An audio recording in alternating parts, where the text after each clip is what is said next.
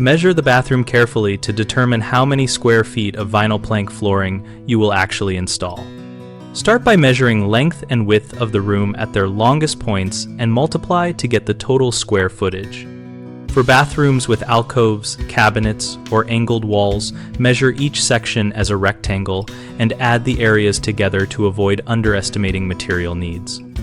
Account for fixtures by measuring around the toilet, vanity, and shower to plan for irregular cuts and tight fits, and always measure to the nearest quarter of a foot so cuts are predictable. Check the coverage listed on the product box and divide your total square footage by that coverage to determine how many boxes you need, because plank sizes and box yields vary widely. Add 10 to 15% extra for waste and cuts depending on room complexity, choosing the higher end for diagonal patterns or many small sections.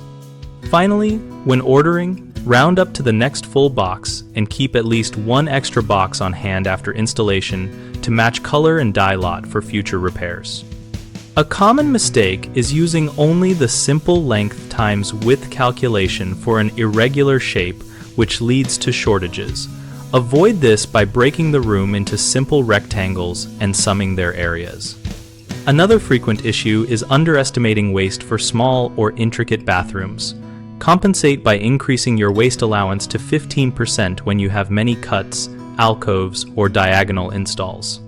People also forget to verify the box coverage and plank orientation, which causes ordering the wrong quantity. Always check the manufacturer stated square footage per box and decide plank direction before ordering, so you buy the correct amount.